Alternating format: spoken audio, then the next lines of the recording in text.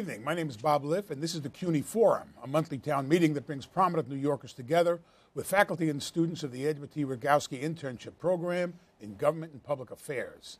It's budget season in City Hall, and before your eyes glaze over and you reach for the remote, we want you to stop and think about the decisions our leaders are now making that will affect the 8 million plus people who call this city home.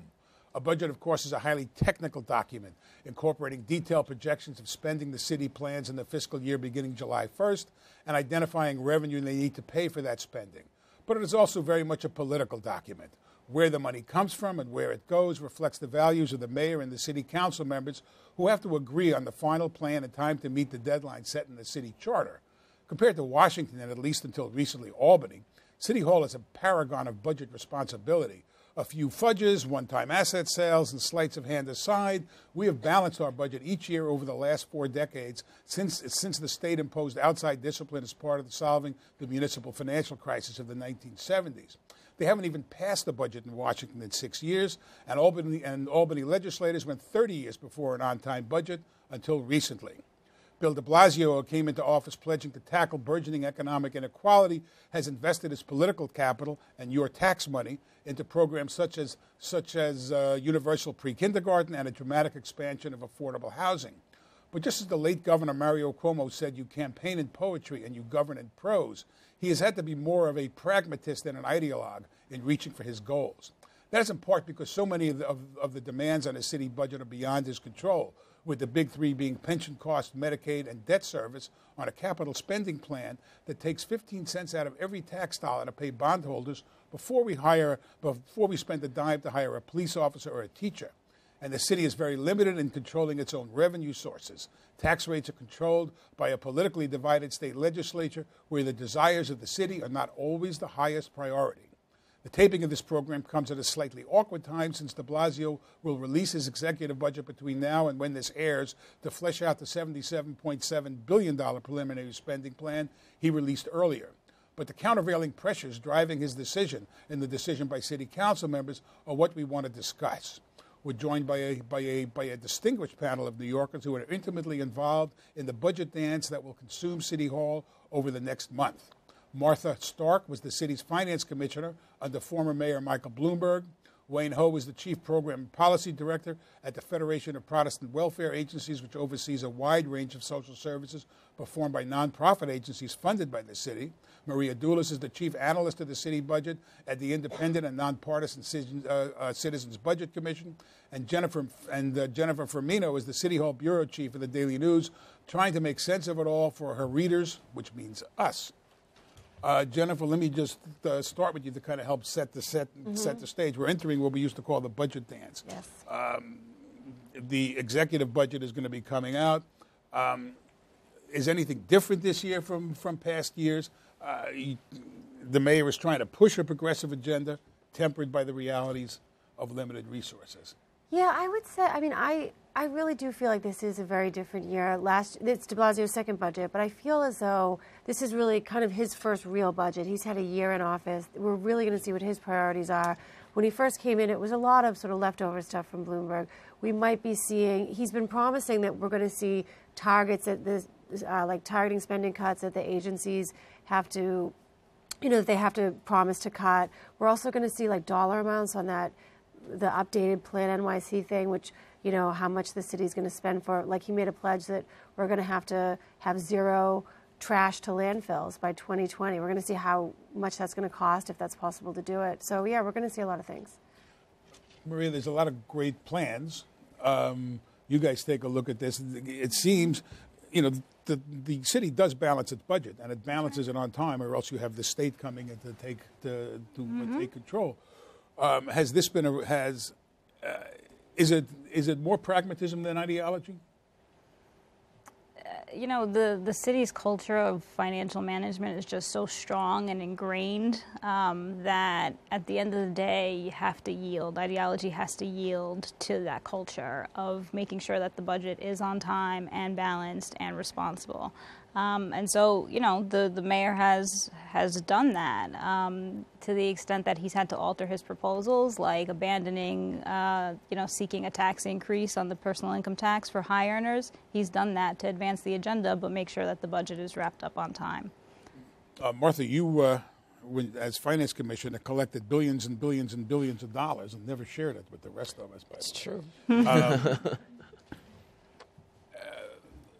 Revenue comes in different ways. It comes in straight taxes. It comes an awful lot comes in fees. We've seen the federal support drop down. I mean, what are the different parameters that in particular De Blasio is facing? Well, it's an interesting time for the city. I mean, actually, things are going quite well. I mean, I think that that's been really quite great for the mayor. It's allowed him to fund a significant number of the initiatives that he's going to certainly show, as Jennifer was mentioning before. So the property tax is up. All of the sort of property-related taxes. So if you sell the mortgage, the transfer tax, all of those are up and doing quite well. The personal income tax is also growing. So if you look at tax revenue overall, at least a preliminary budget has it up around 5-6%, if I'm not mistaken, per year during this plan period. What's interesting about it is the biggest tax is, of course, the property tax, and that's growing the most. It's growing about $1 billion from last year. Well, you know, it's also a function of the mayor and the city council's decision that they are going to raise the property tax. The property tax is being raised about $1 billion. It's almost 70% of the planned increase in taxes. So it's a fascinating time. It's great. The mayor is putting away some of the money. He's not spending all of it. I think that's a wise choice on his part. And I just wanted to say quickly about the dance. I think the dance has become a ballet as opposed to, a tango or a hoedown or, whatever. It's really been much calmer dance than it has been previously. And he certainly committed last year to saying he wanted to figure out how to reduce the tension that always resulted at this time of year. One of the places where there's a lot of tension, oddly enough, considering a mayor who was this progressive, is in the area of social services. This is a city with immense need. The inequality has increased, which means there's a great jobs are disappearing. That gap, people at there are more and more people at the bottom, including housing. This applies across the board.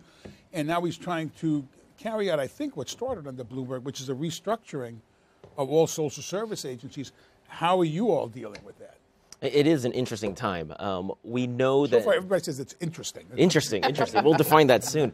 We know it's an interesting time because New York City contracts out about $5.5 billion a year to social services. And that doesn't include contracts through the Department of Education, doesn't include contracts through NYCHA. That's basically Health and Human Services, meaning child care to senior services. So this is money that goes from the city to nonprofit agencies, basically to do the work of the city. If there's kids that are unfortunately in households where there's violence, then the child welfare system goes through the contracted nonprofits. If there's seniors that are facing dementia or their health issues, they go to senior centers or their senior programs. After school programs to roll out his universal pre-K program. All this meant that we had to do more investment into the social services sector. But unfortunately, we know that this sector is stretched to the max. And we've heard the unfortunate stories of FEGS, where they've had to close shop for many reasons. It's a major Bronx-based social service. It's the major social service agency, second largest contracted agency in all of New York City, $250 million budget, and basically went bankrupt.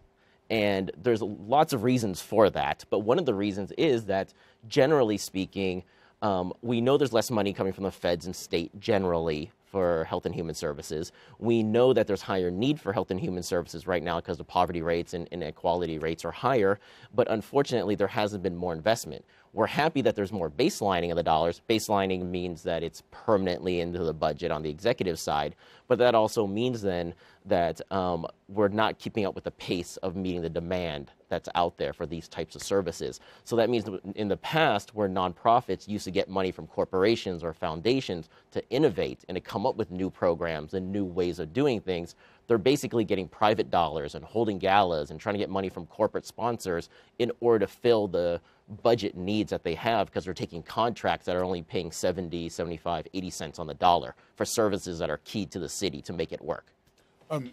You talked about the budget dance, and kind of building on what Wayne was saying. We used to have the mayor who could literally open up his checkbook and cover some of the shortfalls.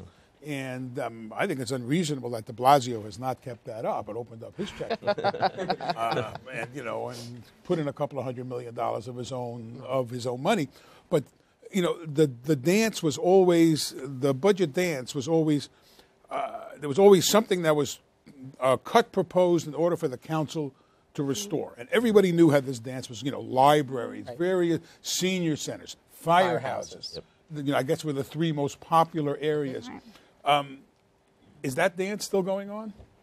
It's a different song, it's a different dance, a different tune. So in other words, they were proposed for cuts, and everybody knew that they were going to be put back in. Right. And there was always a theory that a mayor wanted the council to focus on that, so that would distract them from focusing on bigger picture items. Right, or prevent them from adding additional spending. And so Bloomberg, before he left office, actually baselined a lot of funding for the things that he would traditionally cut. Mayor de Blasio baselined an additional amount of spending on the services.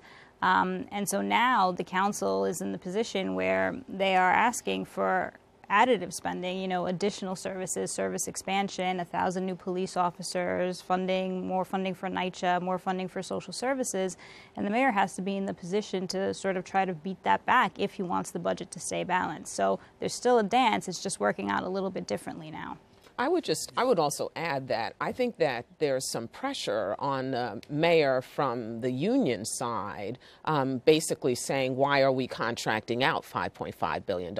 I mean, and more. And so I think that there's a dance that's going on there as well. So it's that, yes, the social service agency is incredibly important to the city's infrastructure and support services, but there's some pressure from the unions asking questions about whether or not that is the best use of the city's money, and they mean it for. That's a debate that's gone on for a long, long time. Absolutely. In a lot of cities around the country, you've seen privatization of sanitation. Right. You've seen privatization of prisons.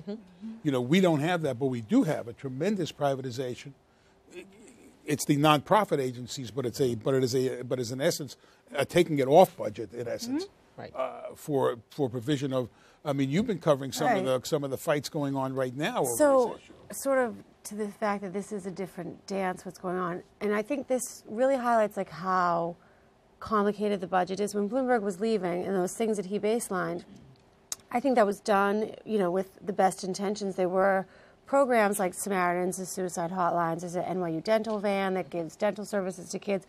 Bloomberg took them in, said, okay, they're not going to have to go through this dance anymore, which is where they come with the tin cup. We're going to put them in with this city funding, which you're going to have it. But because of that, then the city can't just give money. Unlike the council, they don't have discretionary funds. So the city now put out contracts for these things that had been for years getting council funding, and now the contracts it's just like it created a different problem, which is that the contracts, what they were doing, the contracts are slightly different. So some of these people that were getting money saying, wait a minute, that we don't qualify for that, or that's not exactly what we do, so we're carved out. So now there's like $200 million in small community-based nonprofits that had sprung up organically, and the councilmen in the districts, and they're doing a good job. And these are essentially member items. Yeah, that the city took over. Specific money that individual members were able to direct. Yes. This was an abuse system in some ways, right. But overall, it's not but overall, it's to provide social services that a citywide budget might not notice. Right. But and that now they've been individual taken into the city, and they're part of this. The city wants, has their ideas of what they want, and they're missing, one of the ones that I wrote about was it provides mental health services for children under 5. That's a very niche thing, emotional problems for kids under 5. So the city says there's 8 people that do it now. The city says, okay, we want 6 people that do it, so that automatically cuts out 2, and they say, we want one for each borough and one that's going to be citywide and providing training. None of the 8 people that currently do it can, one of them, like none feel like they can do an entire borough. So, and one does Queens and Brooklyn. So they do Brooklyn and Lower Manhattan. So they don't know which one to pick.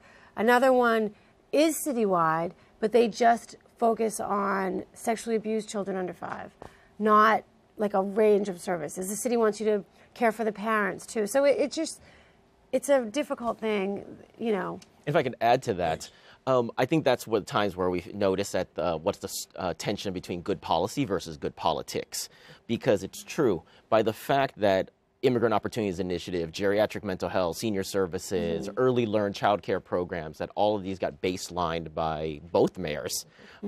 It's great because it's good policy because of instead of year to year having the council fight to restore it into the budget, where basically at the 3 months before the end of the fiscal year, every parent would get a letter saying, you might not have childcare next year, or someone taking care of their parent getting a notice saying, you might not be able to go to a senior center next year, and then 3 months later you get a notice saying, you can go back to your child care center or your senior center. It's good policy because we know it's baseline, it's in the budget. But the flip side is now we've had all these competitions for these dollars. You said competition, these services are being bid out. Exactly. You have to bid for them. Right. Even if you've been doing it for a long time, you have to bid for your existing. And there's no guarantees you'll get the money, and I understand why. But then what that means then is there's repercussions for those families that were getting those services. There's repercussions for those caseworkers or those staff who've been running those programs. But if your nonprofit no longer gets that contract, you're out of a job. That also means then, back to the budget dance, it means now that every time we've been talking to council members recently about starting new initiatives, whether it's expanding immigrant health services or doing new innovative programs for seniors or more economic development programs in hard-hit neighborhoods, every council member we've talked to said, we need to wait until the executive budget comes out, and we also need to wait until these contracts are answered and we know who gets the money. And then we can figure out if we need to go back into our dollars and make sure that XYZ organization in my district can do more childcare. Make sure this after-school program in my district is open. And I think that's where it changes what's going on politically around how the budget dance looks, and it's more complicated now. You also have, and Maria, let me bring you into this as well, is all these agencies, because they are one of the benefits in providing services as not a city agency is there are still strings attached, but there are less strings than if you work directly for the city. That's kind of being turned on its head right now with the movement to require that everybody working in a city-funded social service agency be paid $15 an hour, which is analogous to the broader minimum wage fight. $15 an hour is more than a lot of social service agencies now pay, and that would come out of their budget. Right, it would come out of the city budget as well. Yes. I mean, part of the reason that's it might, or the city might just say make do with what you have, figure it out on your own. I mean, it's an open question, right? But the impetus for outsourcing some of this is not only the flexibility and the innovation that nonprofits can provide, but, to be frank, there's also a cost factor there. Health care coverage. That's right. Benefits, it's all in the pensions. fringe benefits because social service agencies, nonprofit agencies are not offering the same level of benefits that the city does, and those benefits are quite costly, and they are the cost drivers in the city budget. So that is a major consideration about, how social service Is there some way to quantify that in terms of the pensions? I'll give you sort of a shocking fact. So in the uniformed agencies, police and fire, the city pays as much in pension costs as it does for salaries.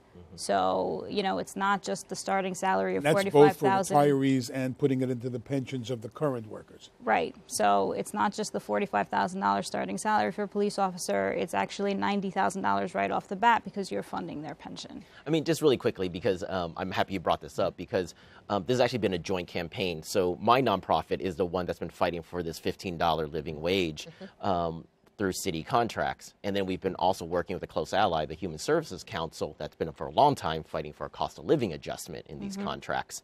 And just to put out there hasn't been a cost of living adjustment in these contracts in 6 years. So of the $5.5 billion that goes out for health and human services, it's about 110,000 employees from these nonprofits. Over 50% of them earn less than $14 an hour. the vast majority of those are women and people of color.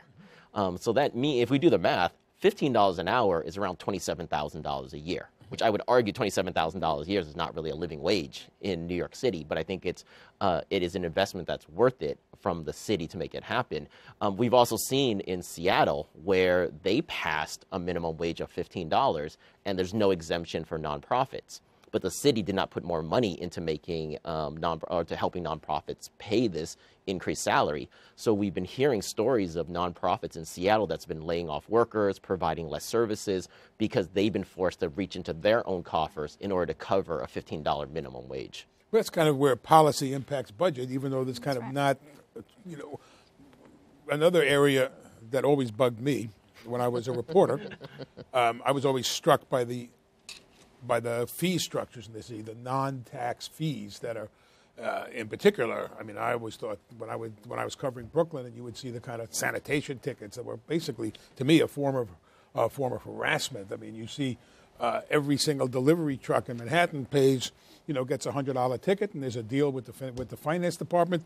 Okay, you only got to pay $25 a ticket. There seems something, and now you're even looking at what we're not allowed to call congestion pricing anymore. We have to call it Move New York because for some reason we're not allowed to call it congestion pricing, is essentially going to be raising fees on people who drive into the city, drive across the East River bridges with lower tolls on the currently tolled bridges. But we bring in a huge amount of money that's not particularly tax money. Well, I think there's a dilemma in the city because so we're listening to Wayne making a very, very strong argument about why the social service agencies are providing something incredibly important, and they actually need additional funding, right, in order to do that in the best way possible. So we hear that.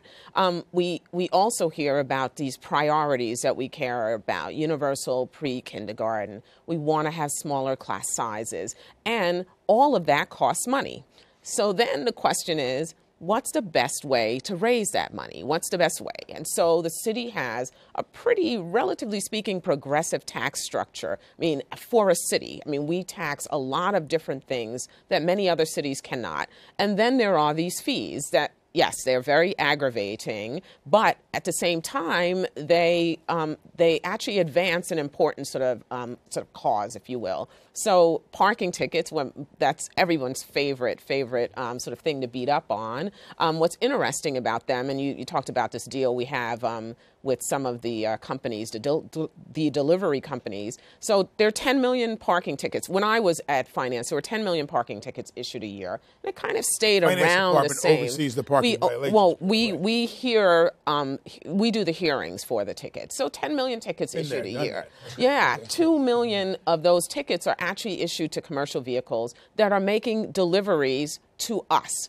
Actually making deliveries to us. And so what we do is if you actually talk to those delivery companies, they will tell you that the number of tickets that they get in the city is more than the entire country combined for tickets that they get. I mean, that's how many tickets they get. And so, yeah, we there's a rule.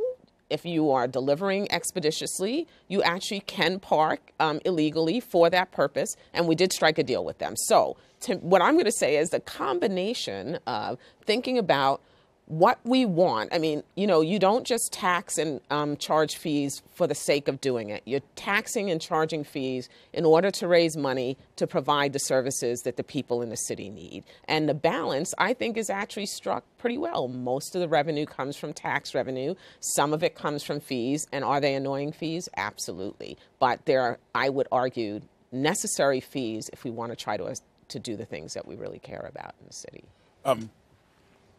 Jennifer, talking about things like congestion pricing. Yes. See, I call it congestion pricing. Yes. I think it's okay to call it that. They don't want you to. You but can. I can't.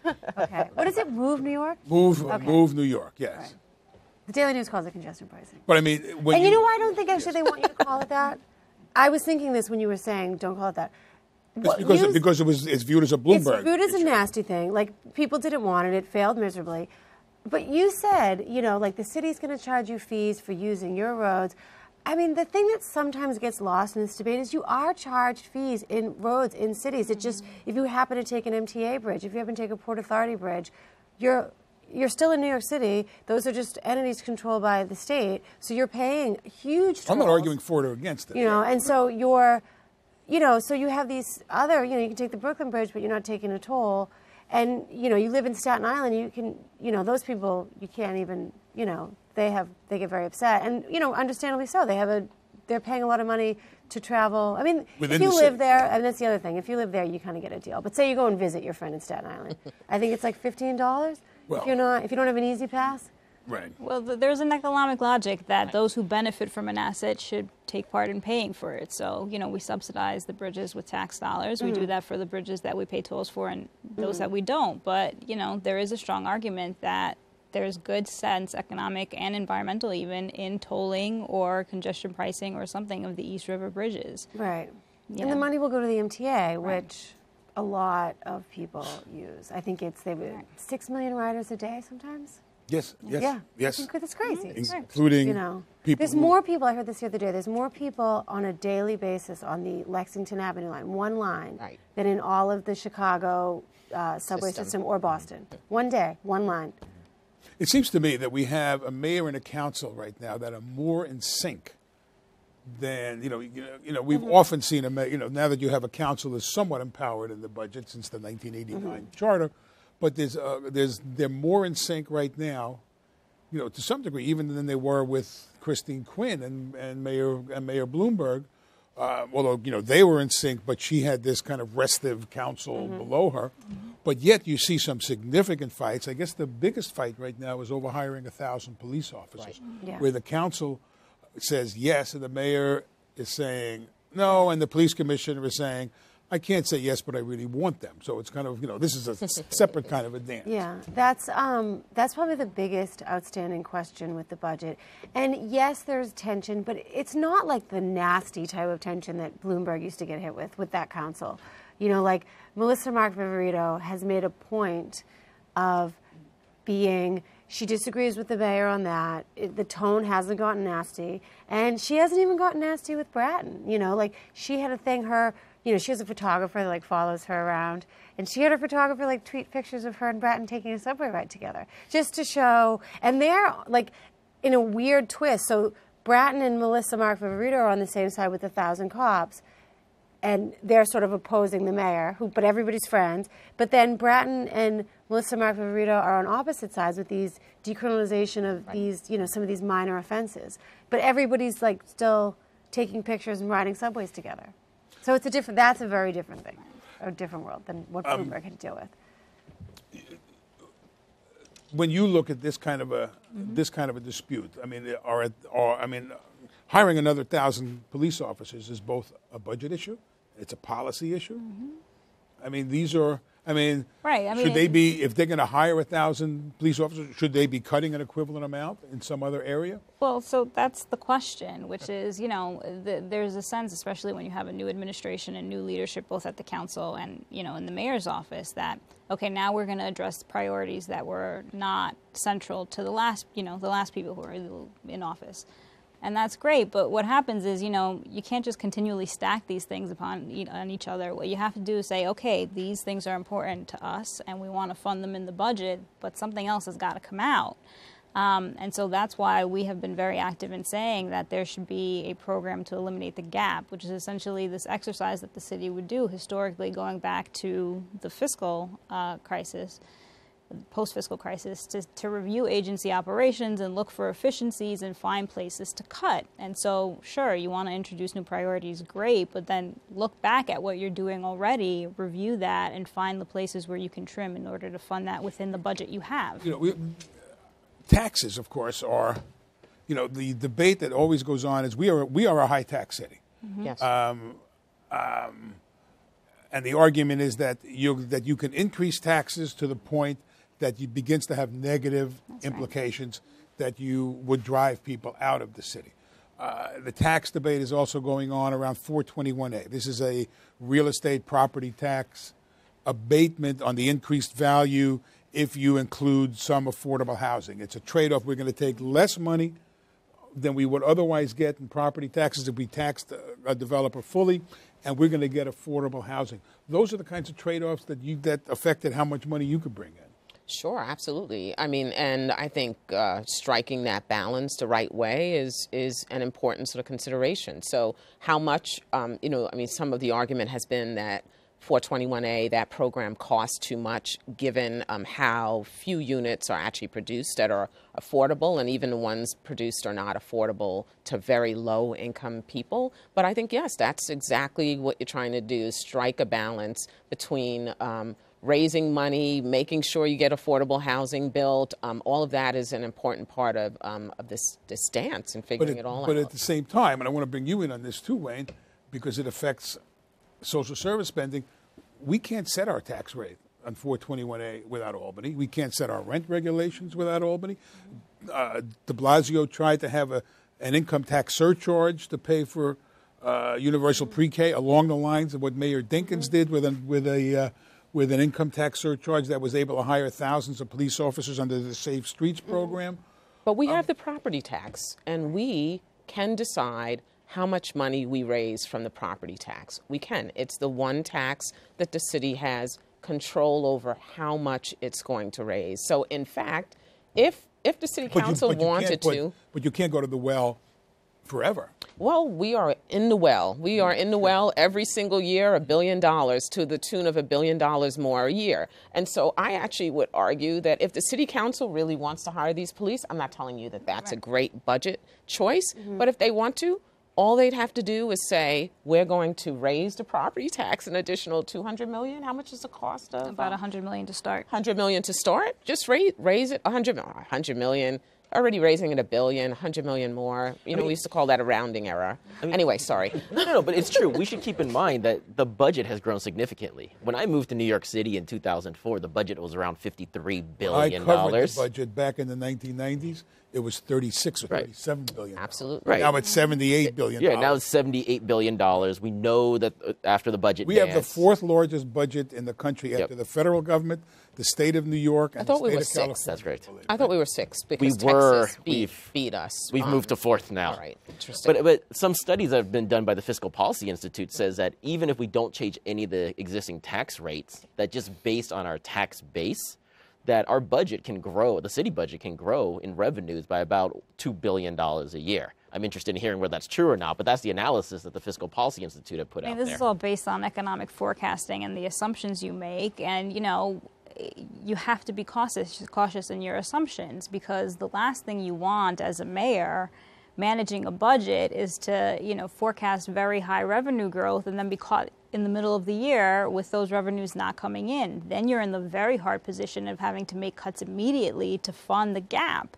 And that's what used to happen at the state for many, many years, until, you know, the fiscal situation there improved. But I mean, Martha's right. It's really about finding a balance. And tax rates, especially personal income tax rates, are really high in the city. And any sort of attempt to move that higher affects your competitive position. And that's not just, you know, in some ways people will say, well, who cares if Florida has lower income tax rates? And I would agree. But you know what? Well, there's an awful lot of added value in living in New York City. So no, that's right. But you know what? I can reap all those benefits buying a house in Nassau, not in Queens. Well, so you'd pay more. You'd pay 3 times as much property tax in Nassau. That's right. But at some point, depending on your income, you know, that's you know, you can make that. You can do that math and figure out what works for you. So you have to be really careful we about have a higher any income attempt tax. They have astronomical. Well, we have an income tax. They don't have an income tax at all on a local level. Right. So you're trading off the income tax against the property tax. Right. But you know, people can figure that out for themselves and make the decision accordingly. And sure, maybe they won't do it in 1 year after a tax increase is enacted, but the decisions happen over time. So that's what you have to be careful of. You have to be very mindful of that balance. And we're also very much dependent on, you know, this city is essentially dependent on the fire sectors, the, you know, finance, insurance, and real estate. That's what brings in the money, right? In the, you know, in this city. And the conglomeration of intellectual capital here keeps those industries here, even as you could go anywhere and run by a computer, but yet still people want to be here. And those industries are substantial donors to the not-for-profit sector as well. I mean, I think, yeah, they're important parts of the city, you know, sort of city infrastructure as well. One of the council finance chair, who is Julissa Ferreras, who is, an ally of Melissa Mark Viverito, an ally of the mayor, has been quite hard on the mayor about a lack of transparency in the budget. When the city came out with its preliminary budget, the $77.7 billion budget, mayors don't like to put too many of their cards. No mayor likes to put too many of their cards on the table. They would like to control information. But yet, is this transparency a real issue? I mean, you have to deal with it. Yeah, the budget, but also what the city releases every other year, which is a 10-year capital plan, they didn't have the same level of detail that we were accustomed to. And the 7-year, just so I understand, the 10-year capital plan, I think, is going dramatically up, like from 50-something million to $68 billion greater. Yeah. To spend over the next, over which has the potential period to raise the debt service. That's exactly right, because the city doesn't pay for any capital investment from taxes; it borrows for everything, and so the impact is that you repay that debt from the budget, and that money is paid. The debt service is paid out of the general fund. I mean, it's right. not as if it's funny money. It actually has to be paid every year. That's right. And that debt service, as you said, is reaching a really high burden level based on how the rating agencies themselves assess the debt. But, the documents didn't have the same level of detail we were accustomed to under Bloomberg, which would have very fleshed out sort of PEG programs, proposals for additional spending, other cuts, for the financing plan for the capital strategy. And the council has been very vocal about saying, where are these details? And also very, very forward about pressing them for details on their agreement with the municipal labor unions to find savings in health insurance. The mayor and the MLC struck a deal to settle some of the contracts. Municipal Labor Council. Right. To settle the contracts and to fund part of that with savings from health insurance changes. And, they were a little cryptic about what the changes would be. And the council has been very forward in saying, tell us how you're getting these savings and keep us informed of what your plans are for meeting the targets. This is, this kind of tension between the two sides of City Hall is traditional. It's built into the system. But this is kind of it seemed to me, one of the most serious flare-ups. Yeah, it is. And I think any time you hit a mayor on not being transparent, that's something that gets them pretty upset, But, I think that it was a fair, there was a lot of people, like I think there was a lot of people complaining about it, and it just wasn't there. And there was, Scott Stringer also complained about not having these PEG programs that have been, sort of a hallmark. What is a PEG program? I forgot what it stands for. It's a program to eliminate the gap. Program to eliminate the gap. Yeah. And so, de Blasio's defense was that they were doing stuff, it just wasn't as structured, and, they weren't calling it that, and there were program, there were savings that they were doing, but they were going in a different direction, and I think they are going to have a new name for it. During the plan period, there's actually some reductions in agency expenses. You say plan period, you mean so the 4-year budget? The 4-year budget. One of the things that we do that no other jurisdiction does, right? And this is an outgrowth also of the outside discipline put on the city after the municipal fiscal crisis in the 1970s, is we do 4-year budgeting. We do 4-year, you have to project the budget 4 years out, which is a remarkable discipline that other governments would do well to adopt. Right, and so it's so ironic. Let me give our city a pat on the back. Right, I was going to say, it's so we're ironic. Always viewed as a bad example, but in fact we're a good example. Right, because given how much information we provide, that it's not transparent is really, sort of surprising, and that there was even more detail before in a budget that many of our sort of students who are here would look at and say, my eyes are going to glaze over, because it's a huge document with, sort of a lot of information, but it's not enough for the council to really be making the important decisions that they feel they need to make. Let me take a question. Tell us your name and the campus, please. Okay, my name is Robert Henderson from John Jay College, and I would like to know how much impact does federal aid have on city spending? How much this really affects your... They would know the exact number. Right, but what is the programmatic impact? I mean, we generally know, especially with sequestration, all the challenges going on in D.C., that there's generally less dollars that are coming into the state, less dollars that are coming into the city. So we know that the first things that get cut are social services or health and human services. We know there's a lot of programs and budget items that stay within the budget year to year that are, besides just being baselined, whether it's consent decree, court decisions, labor contracts, they're all going to be in there. So the long story short, there is less funding coming from the feds. There's less funding coming from the state, which means there's just less programs to meet a growing need with the growing low-income population in New York City. And we also, I'm sorry.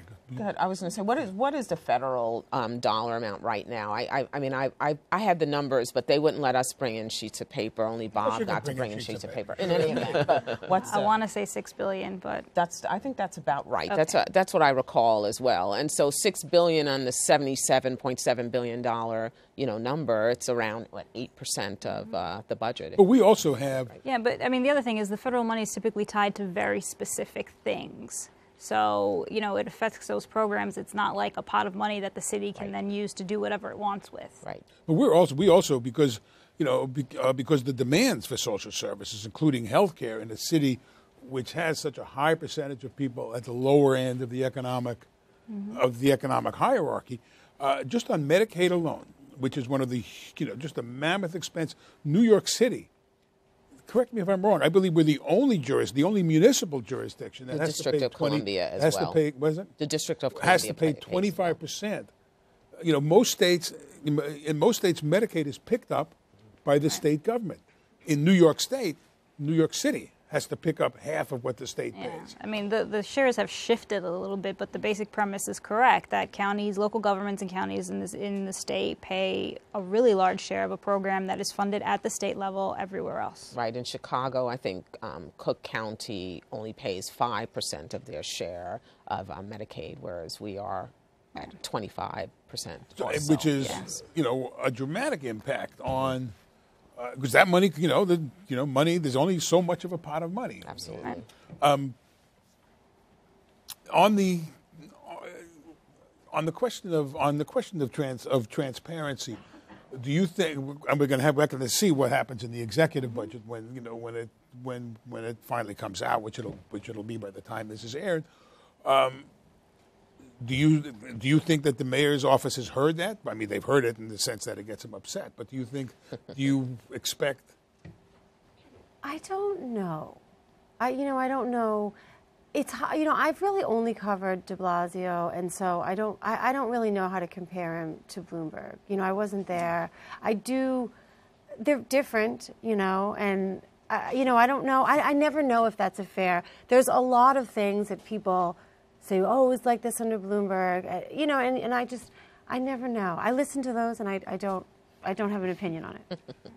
Tell us your name and your campus, please. Hi, my name is Shakira Rincon from John Jay College, and my question is for Maria. If hiring 1,000 police officers were to be included in the city budget, where would be the best place to cut or find funding? Or do you need to cut it all? I mean, what is the discussion politically about that?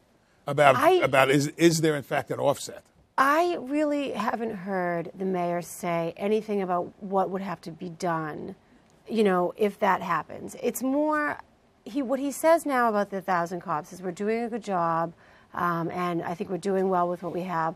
One of the Melissa Mark-Viverito is a progressive, as is De Blasio, and some of her base, some of the criticism that she's received of it is that the police don't need that. She's getting some heat from the left, which is unusual. Yeah, but she hasn't really budged on that. She hasn't budged on it at all. And she has people protesting in her office saying, we don't need police. We don't need more cops. We don't need more cops. We're over-policed. We need to get rid of broken windows. They're, picking on mostly minority neighborhoods. Well, it comes in the context of the entire police I haven't heard anybody issues. Really frame it as a money issue. It's more De Blasio saying... But it is a money issue. It is a money issue. And probably maybe tomorrow he'll come out and he'll blame it on money. Right. I mean, but the interesting thing to me, in a sense, is where did this number 1,000 come from? In many ways, the justification is, we have fewer police than we did in the 90s when crime was really high. Well, that's the key context. Crime was really high. It was a very different. Well, crime was really high, and we hired, I think, 7,000 cops under, and then which contributed to crime going down. With a lot of problems that went along with it, the broken windows theory, which is which is a double-edged sword within the political within the political analysis. But yes, I mean, and now we're down to, what are we down to, like 35,000 cops now, right, something like that? Right. But, you know, So we're about 5,000 under where we were. Right, but, you know, funding it, you can do, you know, there are a bunch of places where you can find funds in the budget. You know, we have done some work about sanitation and how you could change those services to do money. There, you know, there's more to do on health insurance where you could generate savings. You could even do it within the police department by doing civilianizing more positions. That way you free up officers to be on patrol. So there are ideas for how to save money. It's just about what the mayor and the council will agree to do to get it. Yes, sir. Hi, my name is Justin Kermy from Baruch College. My question is, you said that it's not an ideological battle for the budget, but it's also a measurement for the mayor's plans and understanding, right? Mm-hmm. So don't you think that means we should have a more efficient way how we plan the budget instead of listening to the mayor's ideas? Well, I'm not sure I understand. You know, we have a very complicated way of funding the budget, which is essentially the executive proposes and the legislature disposes. I mean, there's a, you know, what you're seeing is the traditional, at all levels of government, you know, between the executive and the legislative branch, and there's a, you know, there's a formality to it, and there's politics in it. So, I mean, I don't know if you have. I think if the question is actually whether or not there's a way to have people more involved in the budget process. Well, we do have that to some degree in the council. That's what I was going to say. Absolutely. So, but interestingly, the participatory budgeting stuff is all on the kind of capital side and on the small numbers, if you'll think about it. Absolutely. As opposed to where is the place for the public to give input on the broader sort of budget discussions, like do we actually hire 1,000 new police officers? And if we hire those 1,000 police officers, where do we cut? There's not any real place for the public to participate in that kind of conversation. And there are other jurisdictions that do a little bit of a better job. But we have to be honest, too, that we have a strong executive. So as much as we have a prelim budget, we can weigh in on it. There's an executive budget, and we have the next round of hearings around it. The reality is we have budgets, or the budget now in their current fiscal year is around $71 billion. The mayor's executive budget was over $69 billion. And then it's the most restoration I ever heard, which is the council then negotiated a budget that put in over $1 billion back into the budget, to a $71 billion budget. But the reality is the council was fighting over this small percentage and not really weighing in on the entire budget every year. Every year it's around $200 million that the council changes in the budget. Well, that's absolutely right. Well, that's the dance. Right. But you know, it's really not, you know, because of the demands of pensions, Medicaid. Right. I mean, there's limited amounts. You know, the budget's $77 billion. That's not really what we're talking about. Exactly. No, there's only so much flexibility. Right, because there are parts of the budget that you can't touch. The parts that are federally funded or state funded, again, they come with strings. There's Medicaid that's mandated by the state and federal government. There's the pensions. There's debt service. So once you look at those pieces, you're left with much less. But the other thing I say is, you know, the council does hold hearings agency by agency on each budget. They do it after the preliminary. They do it after the executive. So there is an avenue for people to at least get more informed and then contact their council person. And this council is actually starting to do some interesting things with technology to elicit more input from the public. You can comment on legislation. You can send them, you know, comments via Twitter, a few other mechanisms. So I think that the channels are starting to open up a little. But at the same time, it's, you know, you got to be a bit of a wonk to try to really get into it. Right. You know, in fairness, like, and this is a separate thing, but I remember when the MT had fare hikes this year, like, nobody went. You know, like, they had all these hearings. They felt it was a nobody fait went. accompli. Yeah, like, you know, so sometimes they have things and people don't go. People do go to those budget hearings, though, I will say. They tend to. Mostly the advocacy community. Right. Yeah, it's very not often that you. Well, one of my great images of the dance is, as the council is meeting to finalize the budget, you have all the, I'm going to say lobbyists, but I don't mean that in a negative. Advocates in City Hall Plaza, and when a poor council member either walks out of the building or comes through the security, it's like, you know, the Oklahoma land rush running at this person. So, you know, your heart has to go out to them, and because they're elected officials, they can't club people in order to get through. Yes, ma'am. Hi, my name is Andrea Sivinovich, and I'm from John Jay College. you touched briefly on the 421A tax. So I'm interested in hearing what kind of changes do you think should be made, especially by the mayor, in order to better change what's going on, because it seems that it's pretty ineffective right now. There's not that much affordable housing being built right now. And also, it seems that a lot of the management companies, the building corporations, are using that tax money for alternative purposes. So what kind of changes do you think that should be made by the mayor just in general?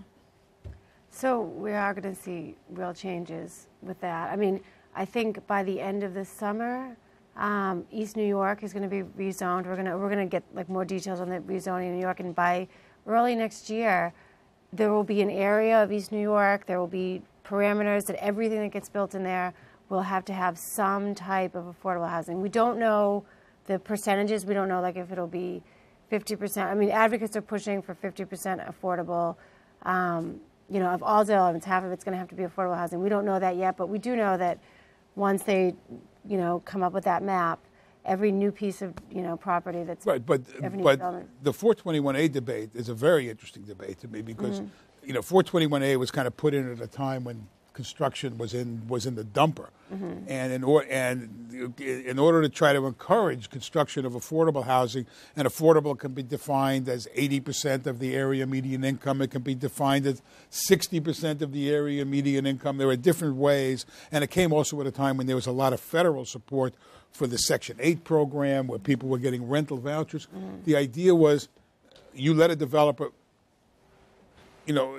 You let a developer maybe build higher, build wider, as long as you include affordable housing. So if you kill the 421A program totally, developers will put up buildings with no affordable housing. They can build totally market rate because they can make a lot more money. So that's the kind of trade-off.